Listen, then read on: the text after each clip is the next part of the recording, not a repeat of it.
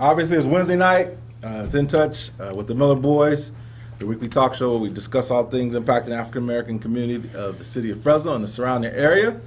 As always, I'm joined, whether we're here in the studio or whether we Zoom in or however else we're doing it. I'm always joined by soul brother number 2 over here. 1 and 1 makes 2. Got you. Reading Rainbow. So, as always, we have some interesting things to talk about. I'm talking politics for the next, 58 days? I know it'll push you to sleep, but that's okay.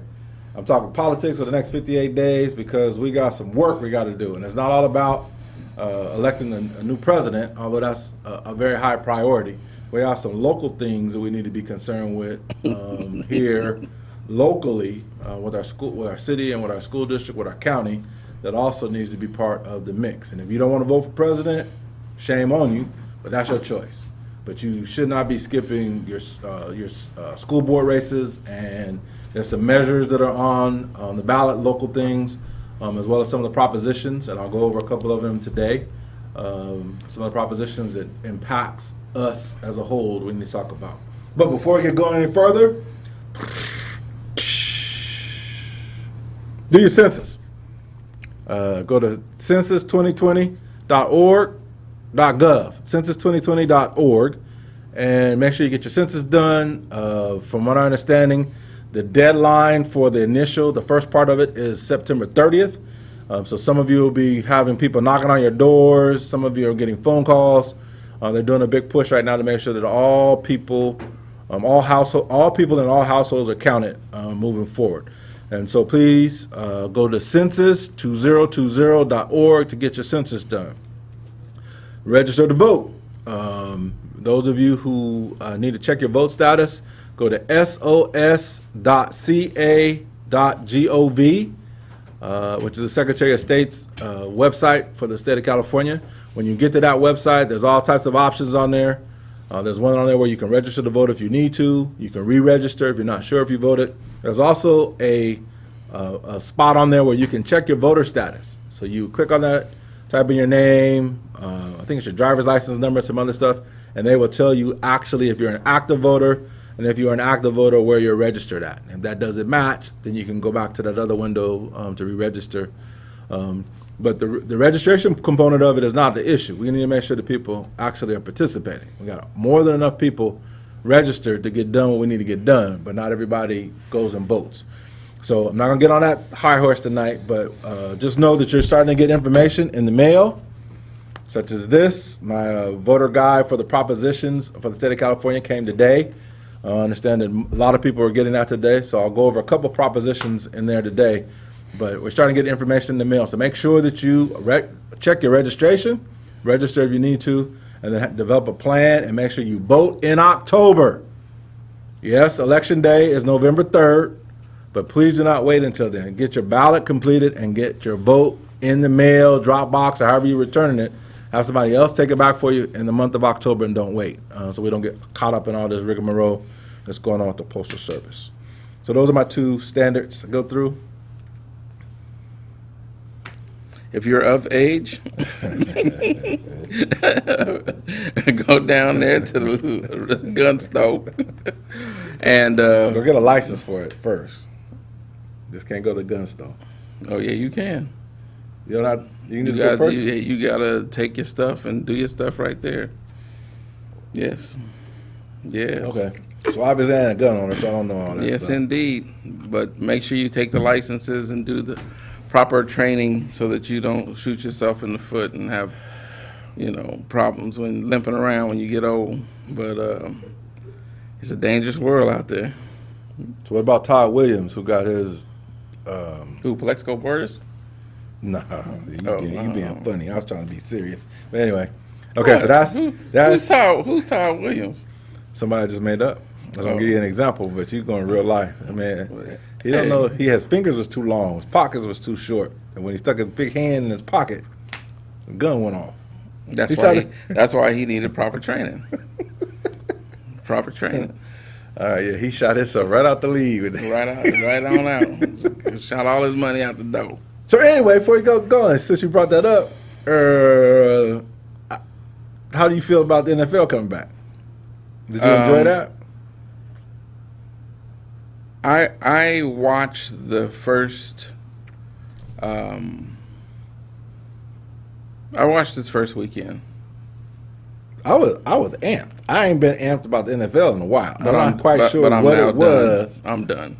but I'm not done. I'm done. I got that package where I can watch all 13 games at one time if I want to, flipping through them. Yeah. I'm I was done. all jazzed I'm up done. Sunday. I was able to watch football and get work done. I had to struggle through it.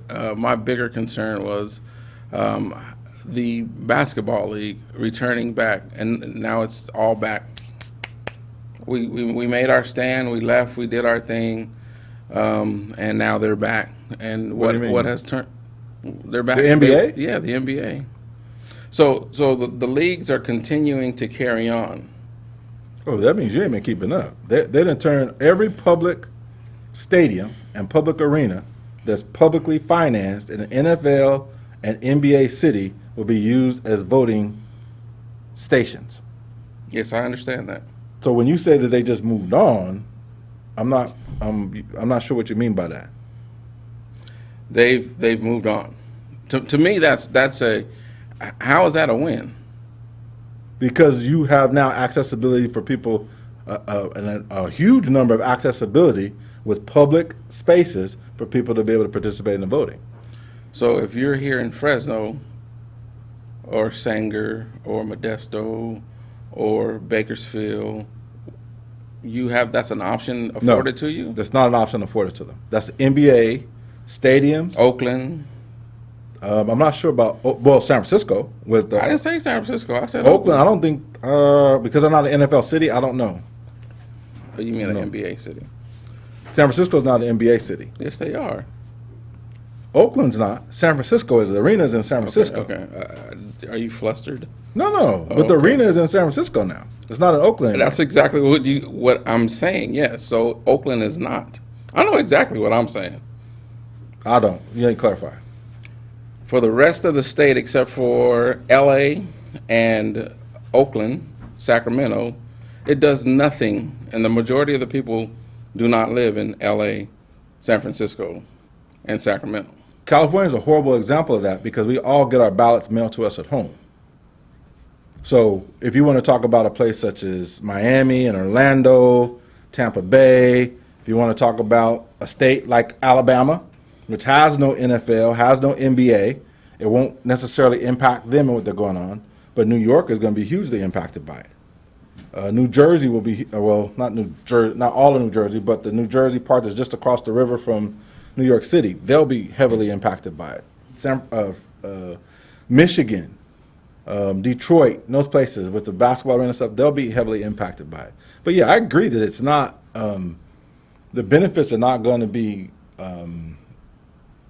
seen by everybody, but it is a substantial. That's something substantial. Have you seen the commercials they're doing about voting? I mean, what did you expect for them to do? I mean, Do you think they would have had or the intentions of their action was to have an impact? And when you do stuff, you would like to receive the greatest impact for your actions. So what? So give me an example. Agreed or not agreed?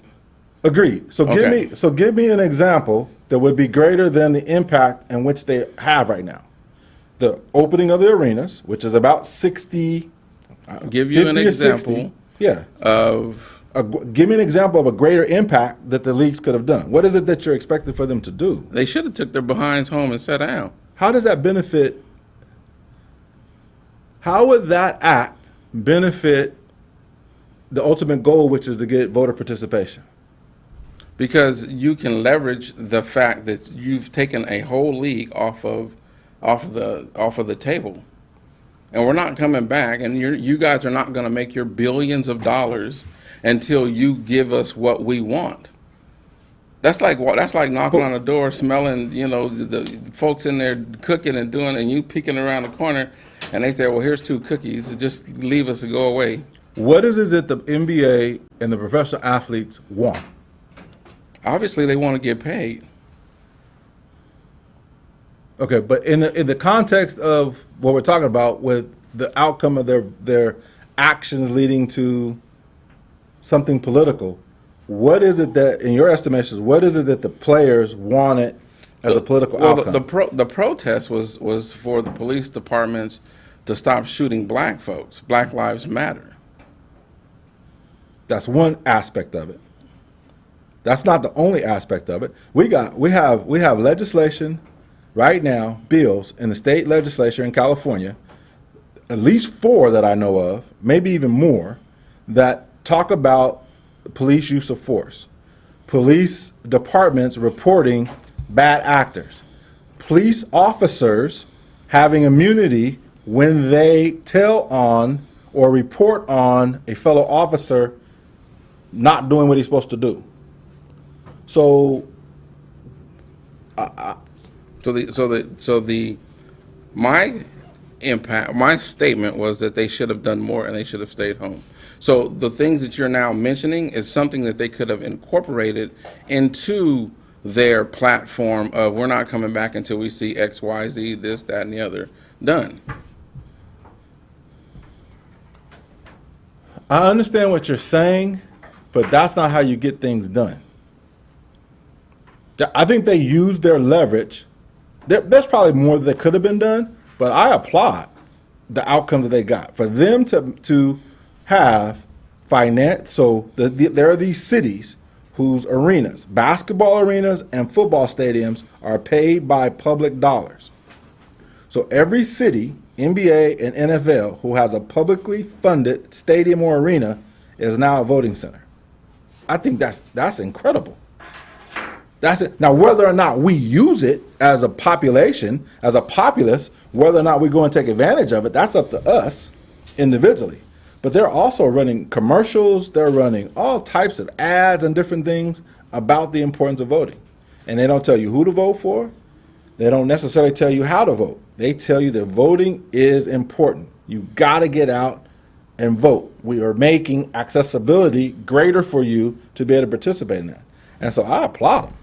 I applaud. Just like they did, some 20 years ago with Rock the Vote? Rock the Vote was a PR. It was more of agreed. It was an attempt, but it was all PR. Rock the Vote didn't get any arenas or additional voting standards in. Rock the Vote didn't get state legislatures to deal with police violence. It was an opportunity or an attempt to get people to participate in the vote. And I'm sure the Rock the Vote had some numbers that they could equate to, but nothing like what's going to happen out of this one. I believe there is going to be this will be the highest participation rate in voting in my lifetime. Because Donald Trump is driving people to the polls. Okay. I think that's an element of it also. But I think the other elements that I think actually, as I think about it critically, I think the voter suppression that has been done throughout the South and with the U.S. Postal Service will one for one, or maybe even exclude altogether the gains that you would make with the NBA coming in and voting. Yeah, because you want to hear it twice. It's so nice you got to hear it twice. but that's exactly what you're saying right now is exactly why I encourage people, as even in this show, to not let somebody else dictate whether or not your vote counts. If you want to participate in voting, get your ballot out of your hands in October. Because I don't care what happens with the Postal Service, unless it drops dead, it shouldn't take them 2 weeks to get your ballot to your local, because remember, your ballot is going to your local county. It's not going to Washington, D.C. Okay. So, I mean, even on a bad transition, you put your mail in a drop or a mailbox here, maybe it goes to Sacramento, I'm guessing, and maybe come back, or L.A. and come back. It shouldn't take more than about 10 days to get that done. Yeah, I agree. But there are accounts of people that are more and more.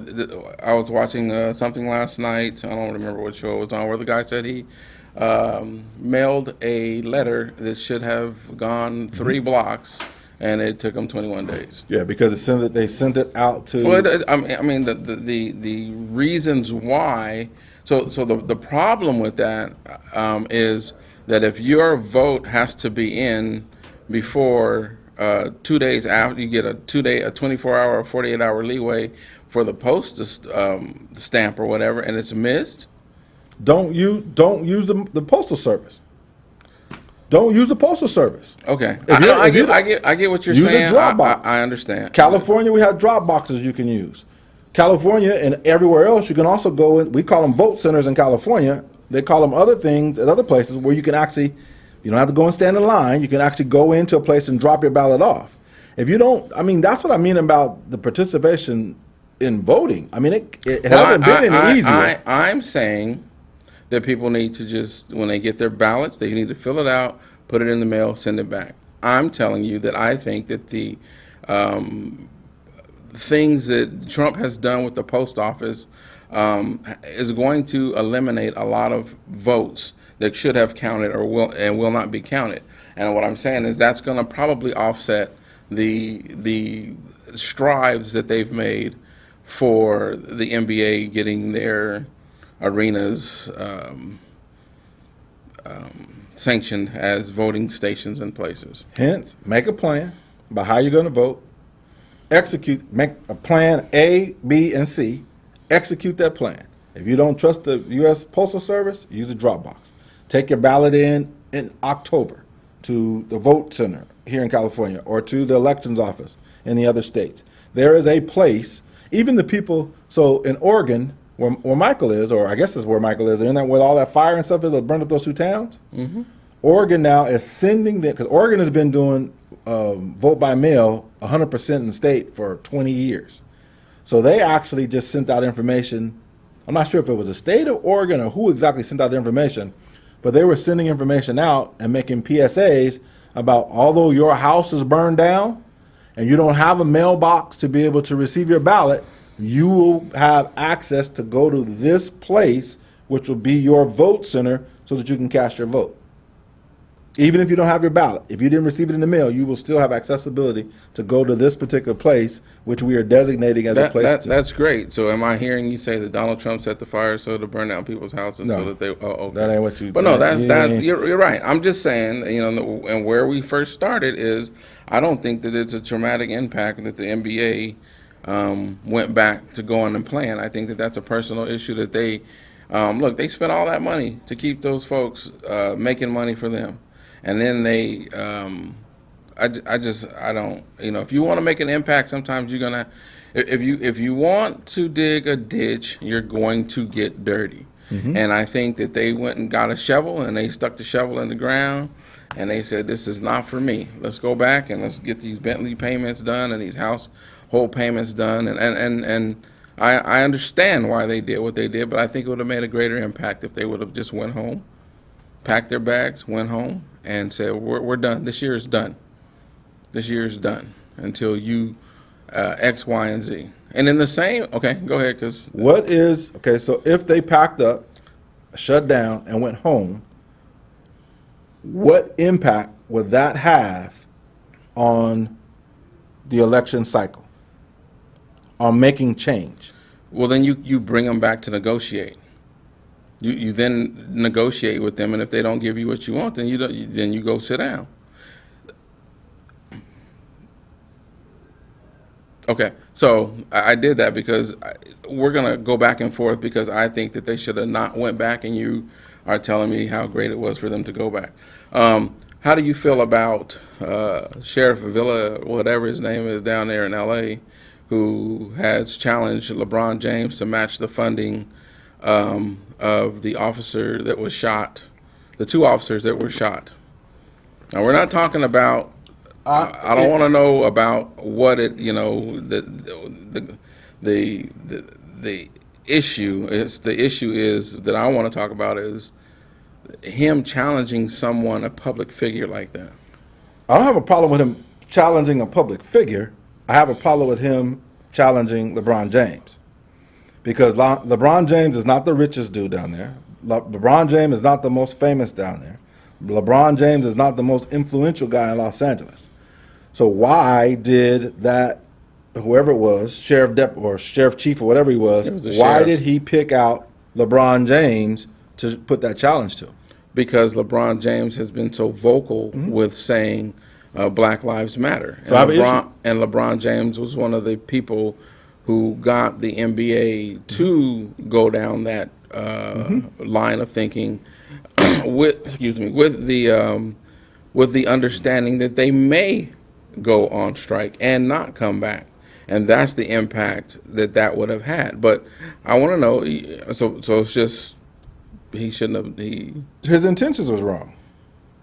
He's not, the sheriff dude, the law enforcement dude is not doing it because he wants assistance and help trying to find out whoever that shooter was. He's trying to put LeBron James on blast. Agreed. And I don't agree with that.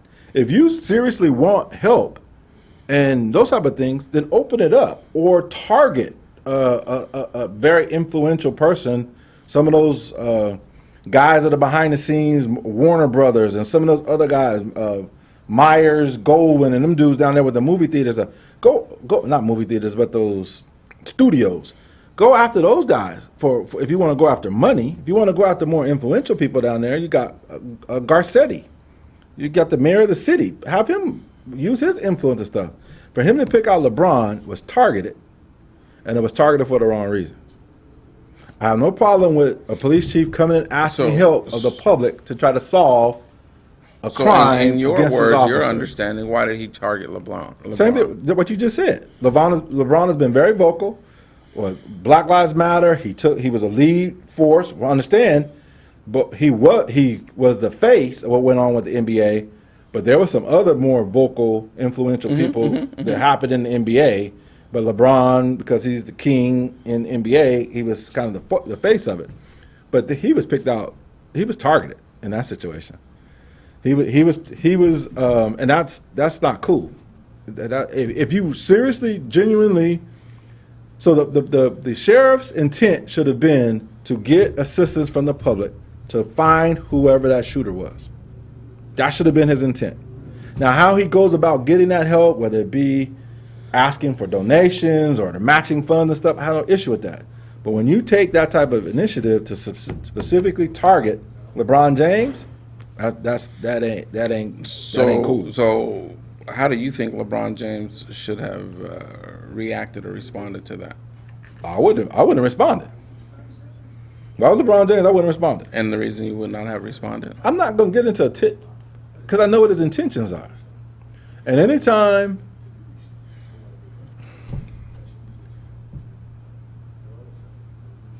out of 10 scenarios, LeBron responding, he can only be right in 3 or 4 of them. So if it's a less than 50% positivity rate for you to respond, don't respond. Let that dude continue to do whatever it is he's doing. If LeBron wants to use his foundation or whatever to give them money on the back end or however they do it or whatever, LeBron can do that on his own. But LeBron shouldn't be shamed by being targeted by this dude trying to make a point at his expense. So does the sheriff have influence over LeBron and what LeBron does? can he affect LeBron, his lifestyle? I'm assuming he can, in a sense that if there's a call, I don't know where LeBron lives, but if he has a call and he's in that jurisdiction, then, the blue code can say, look, remember this dude wouldn't support us with this, or, his son, say his son gets pulled. That's what I think the negative impact would be, not so much with LeBron himself, but with LeBron's sons. One of them is out driving or something, all of a sudden they run the plates, find out it's LeBron James registered car, they pull it over. So that's how I think it would negatively impact him. So the thing that is interesting to me is the way that it's being discussed here at the table, the influence that law enforcement has over the general public, because what you're saying is there's going to be some retaliation or retribution. Could be some retaliation or retribution. Mm-hmm. Now, he runs a department and LAPD and all of these different folks who have a mindset of their own, but it's going to be a hive mindset because blue lives matter, which is not a race of people, so that's beyond crazy to me. And however, they can take this and see this any way they want to, and then they can manipulate the understanding to come down on LeBron James or his family or pro basketball players or whomever. Mm-hmm. And I think that's terrible. Agreed. I think that's terrible, that the leader of a I don't want to say the leader of a heavily armed pack of individuals could think that that's okay. I have an issue with it. So is what that Villanueva did in the way that you just painted, is that any different than what Donald Trump has been doing as president? I didn't say either one of them was right. No. Is it? No. And then I'll say, I didn't say either one of them was right. Neither did I. I'm just asking a question. No. So what the point I'm trying to make is that is what I keep hearing from people is that is the cruelest, meanest, most negative component about Donald Trump's 4-year tenure, is that he has set the foundation, has set the groundwork for people to act outside of the way that they're doing things they shouldn't be doing. I agree with you. That police officer, that police person, that police guy in charge. The sheriff of the Los Angeles County Sheriff's Department. He should have not done what he did in the manner in which he did it. But his example, he got an example every day of doing stuff that he ain't got no business doing. On Facebook, we're on Facebook tonight. You can go on Facebook and look at all these different people who are doing things that they traditionally would not do, because they have a leader. Because they're emboldened. They're right. emboldened in their power. Agreed. So that's why I think a little bit differently. I think LeBron James should have made a statement and expressed to the sheriff his disappointment in how he went about trying to influence LeBron to do something. And then LeBron should have called him into a private meeting, and then they could have discussed it further behind the scenes. But we have to understand that you have to meet that force with force. I disagree. Of course you do. That's exactly what Donald Trump does. That is exactly part of the personality trait that is exhibited on a daily basis by the guy who's in charge of the United States government. Mm-hmm. And that is exactly the characteristics that I'm telling you that this police officer now is emboldened to use. It takes a hell of a person when they get, and spiritually, but it's about the Bible. If they slap you on one side, I got you. If they slap you on your right cheek, give them the left cheek to hit you on also. It's not about retaliation. No, it's not about retaliation. But that's it's about stopping the force that is victimizing you or taking advantage of you or trying to victimize you or taking advantage of you. And that spiritual turn your cheek and let them sock you in the other cheek. I'm not down with that. I understand that. I got that part. But what you're saying is no different than the things that you also say that you're against. You cannot continue to do things in a manner in which they're done. Things don't change unless there is a change, that something in the cog has to be different. Things don't change unless you force the change. No, I disagree with you. Of course you do. Force in our system, in our society, in our structure, force begets more force. Force begets more force. We've got to get out of the business of answering all our questions and all our responses in a forceful manner. Sometimes keeping your mouth quiet and not responding at all is the most powerful thing you can do. I'm not saying being nonviolent and stuff. I'm just saying you got to be in control. Oh, I agree. LeBron goes. I agree that you have to be in control. So LeBron goes to this press conference with the intent of basically responding back to what this law officer did. There's a reporter in there that goads him, gets him to go off script or whatever, and now he said something publicly that he didn't intend to, and now he becomes a bad guy. So when you're dealing in that type of... But then in that same scenario, LeBron can come in there, make his statement, and show strength and not answer any questions from anybody and move on. But then they'll say that you, coward, because you came in and made your statement and you didn't allow anybody to answer any question. Why do you have to? This is what you're telling me now, that you don't have to respond or tell everybody. But you did. You went You went in there and shared. But you're not responding to them. Why do you have to respond to well, do it in an empty room. Well, do it where there's nobody there. So why are you, if it's that important, why are you not? Because it's important for me. I got you. But to greet force with force. That's how you change things. So then you're going to get, I just believe that force begets force. Whether it's the first force, the second force, the third force, whatever it is, force begets force. And if your intent is not to get force, then you need to use another tool other than force to respond to whatever the antecedent force was. I firmly believe that. Okay.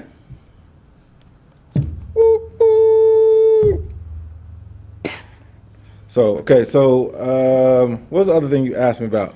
I didn't get a chance to look at the lady. I can't remember. It's in here. You sent me another thing. I haven't had a chance to look at it. I think it might be still in here. Oh, I'll find it. It was a press not press conference. I don't want. My phone finally came up. So anyway, you can look for it to find it. Okay, so I am. Oh, it was the people who had the anti-mask rally in Utah. Okay, yeah, I did not get a chance to watch that clip.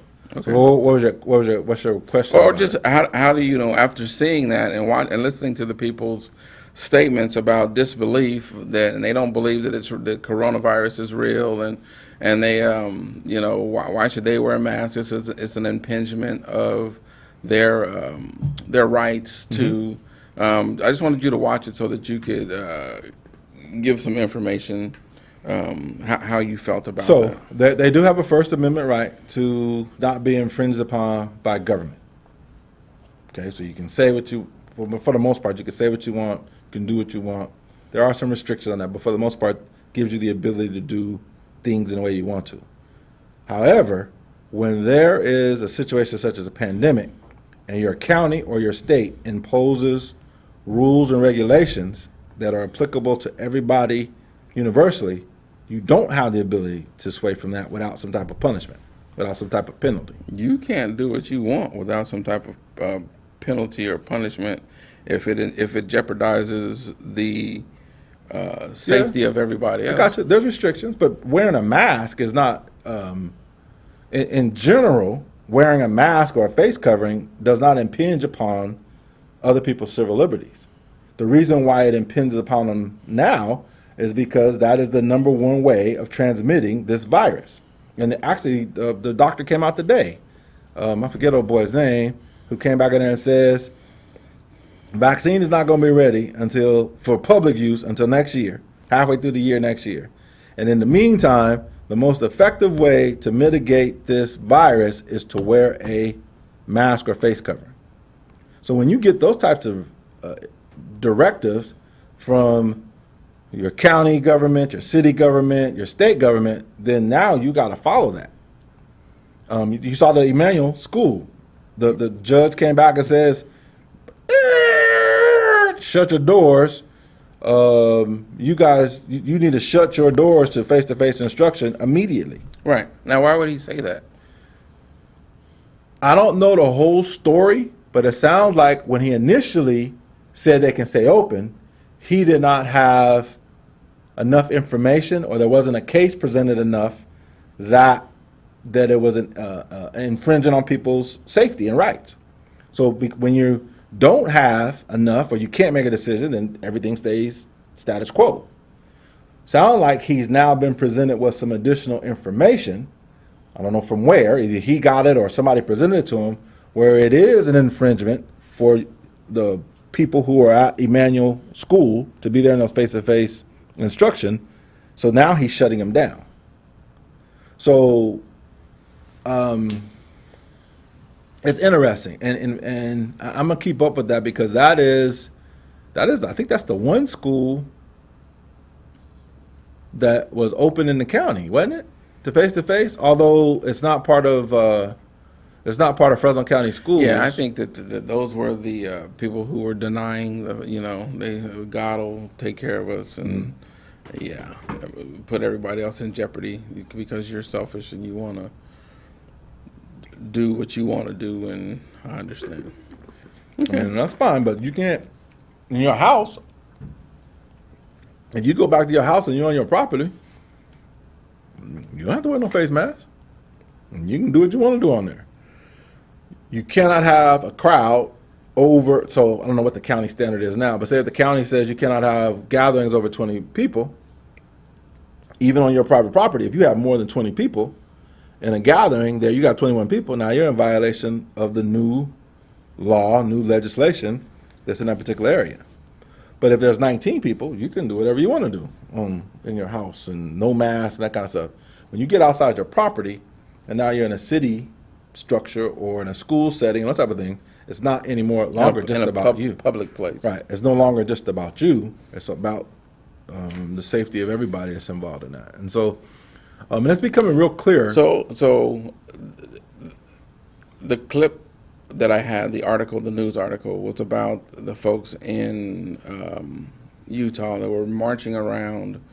I think it was the county seat, or they were marching in public in a large group, saying how they didn't agree with the mask issue. That's what that was about. That's what. Do you remember where it was? What city? No, I don't. It was in Utah somewhere. So Utah is its own beast, though, too, because of that state is very, very, very heavy. The laws and legislature of that state is heavily influenced by the Mormon church. And so they have a little bit different perspective and directive and responses. And I'd be willing to bet you that any type of march or protest that's in that vein has also been signed off and sanctioned through the Mormon church. And that's just it's a different setting. Well, these types of marches are going on everywhere. They took up one today that I saw in Target. They just took their mask off, started marching around in Target. So the and asking you is, what do you do when you go into a store and you don't? There's people in there without masks on. If I'm uncomfortable, I leave. Okay. And so, like, when I go in, like, convenience stores, if I go in a convenience store and somebody in there don't have a mask on, if I can keep my distance and not have to go through their cloud, whatever, then I'm good. But if I just leave, I don't have to go. Okay, There's yeah, other I stores. agree. There's other stores to go into, and I think my reaction in my head is, this selfish SOB don't give a damn about nobody. I don't care that you're just running in to go pay your $20 at the counter for your gas, or you're going to get your cigarette. Put a mask on, if not for you, for the rest of us. They don't care about the rest. I got you, but that's what I'm saying. That's my reaction internally. You selfish SOB. But, you know, I have a choice also. I have a choice. I can meet them by saying something to them. But I think that it'll be a negative outcome more so on me than on them. So if I'm uncomfortable, I'll just leave. I mean, I've done it a couple times. Go to stores and look in. And I get to the door. Go to the next one down the street. And so that's how I utilize my free will. Because now if it was somebody in there working behind the counter and the kitchen and stuff like that, then I probably would say something. I still wouldn't buy anything there, but I would say something to them. But if it's a patron coming in there, selfish SOB, and make sure I protect myself. So I got my fourth today. Got my fourth negative coronavirus test. And now, by the way, and that's some good information, those of you who are in the Fresno County area, if you go to any of the free COVID testing that's done in conjunction with the University of California, San Francisco, UCSF, which Miguel Arias, Esmeralda Soria, most of the city people are using, they now give you the swab and let you swab your own nose. So I want to share that with you because of the experience that you shared with me about the swab. Yeah, ain't no more going up in my nose. Okay. I mean, that's a positive thing. What you just I just want to be, but no, because of dealing ain't with nobody sticking my nothing up in my parents. nose no more. I got you, but because of my contact and regular goings on with my parents, I'd rather be safe than sorry. And so yeah, I got negative response number 4 today. So today's a good day, although I feel great. Good. Other than this campaign and stuff is getting the best of me, but anyway, so I lost my train of thought. There was something else I was going to ask you.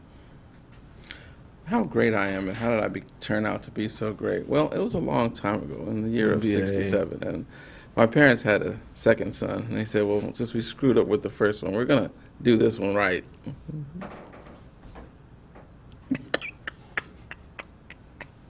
Okay, so anyway, I don't remember what I was going to ask you another question. Something came up tonight. You Real quickly. know that coronavirus is they're starting to do these long-term studies of people as long as since March, and they're saying that memory loss is a sign of coronavirus now. People say, okay, so originally the coronavirus people were designated as a pulmonary, so a virus that attacked your lungs, and now they're saying it's not. It's just that the lungs is its free way to get into the body because it's negatively affecting other organs, brain, blood. I guess it's doing a lot of stuff with the blood as well. People are having scarred lungs, they're having scarred, I forget, not scarred, but stressed with their heart. There's all kind of different things that are going on, but they're saying now that it's not a virus that necessarily causes pneumonia, but it goes into your body through your lungs, through your nasal passages, and that's how it gets into the body. So anyway, I want to talk about this real quick. So about the voter's guide. Inside of this, which people got today, are all your propositions. The propositions go 14 through 25. Want to show it again? Can you zoom in or no? Push it out. You funny. Push it out. That's the zoom in. All right, got you. Anyway, Push it out. Propositions are numbered 1 through 25, I believe it is. And so there's 2 ways that propositions wind up being on our ballots when election time. One is that people get signatures.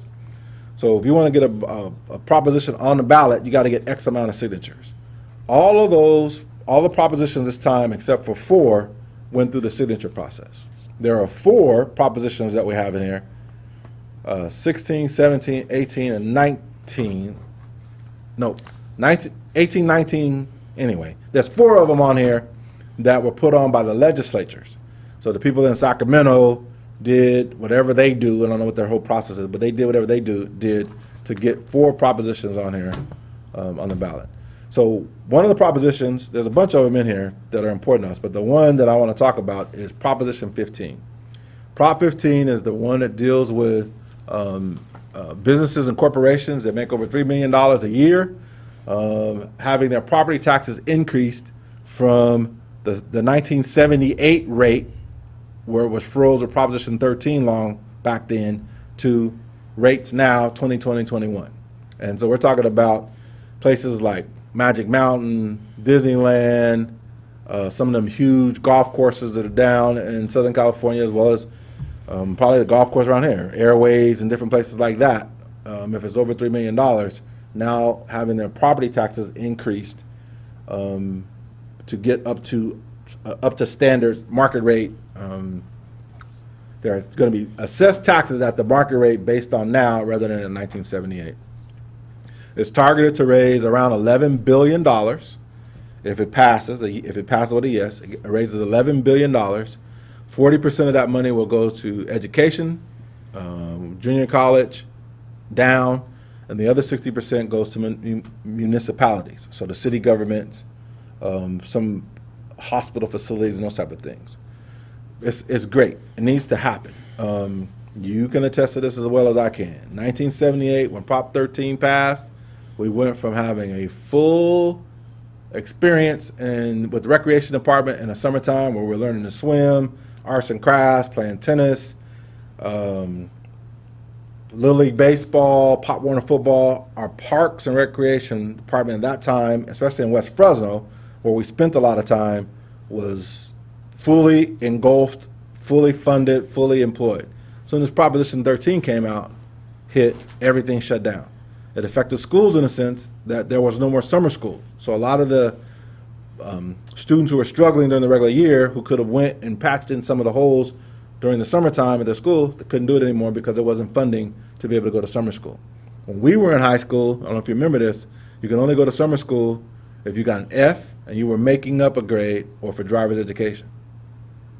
You couldn't do any enrichment. There was nothing else for you to do during the summertime except for make up grades, make up credits, or to do driver's education. And so we need to fill in those blanks. And what we got going on right now with coronavirus and not being able to be in classes one-on-one for one-on-one instruction, what we've got with the diminishment of our green spaces, and especially in South Fresno, a yes vote on Proposition 15 will help. It won't fix all of that, but it will give resources, at least to the school districts and the cities, to be able to mitigate some of those. Fresno Unified alone is targeted to get an extra, it's estimated between $65 and $80 million onto their budget. So we're not talking about small potatoes and small change here. We're talking about a significant amount of money then that we can go into school and municipalities. So I want to make sure I hit that. Proposition 15, yes, yes, yes, yes, yes on Proposition 15. You remember when Proposition 13 hit? I remember the change, yeah. Big time change. Every summer we would, because our father ran the recreation department, the playgrounds in West Fresno. So every summer we were going to San Francisco Giant baseball games, Oakland A's baseball games, Dallas Cowboys training camp. We would go to Sequoias to the Big Trees. We'd go to Dinky Creek, different places. Go to Monterey to the aquarium. And for kids growing up in the south end of town, in particular Southwest Fresno at that time, for many of them that was their first interaction, first time experiences with those type of entities. And that was brought about through the recreation department. Prop 13 came through, cut off those extra funding based off of some misinformation, and you see what the result is now. We don't have youth programs. As far as athletics, at least, is sinful. I won't say shameful. It's sinful the outlets that kids have right now to be able to participate. And so I believe that this will be a great step in the direction to try to mitigate and fill in some of the deficiencies we've got in education, as well as some of the deficiencies we have in the city of Fresno. Yeah, I agree. It's a positive. So let me ask you this question. What about the one that has to do with cash bail? Are you familiar how that system works? Okay, so there's one on there with cash bail that I'm learning about. There's another one, another proposition in here where I haven't looked at the ballots or paid any attention to them yet, so I haven't studied anything. one of the two other big ones in there I'll talk about real quickly is one of them has to do with voting. And so a yes on this proposition, I don't remember what the number is in here, but voting yes on it will allow a 17-year-old to vote in the primary. So say I have a son who's going to turn 18 in October. So he'll be 18 for the general election in November, but he will not be 18 for the primary election in March. But because he turns 18 prior to the general election, he then, as a 17-year-old, can vote in the primary. That will be significant because, remember, there's more under 40-year-old people now than there are over 40-year-old people. So I'm a big proponent of that also. I think that if you are old enough to go to war, you should be participating in voting in the voting process. The other one that's in there of interest has to do with restoring voting rights. So what you're saying is a 17-year-old should be able to vote in the primary, and then So a can vote. yes on that proposition. I I'm don't have time to look at it. So a 17-year-old should be able to vote in the primary, and then would be able to vote in the. No. So currently, right now, No. You said the first one, the primary, and then the primaries are in March. The general is in November. in general. So Right. you saying that a 17-year-old should be able to vote In the both of those primary? elections, primary and general. A 17-year-old. Yes, if he turns 18 prior to the first Tuesday in November. How come we just can't wait till their birthday to do that?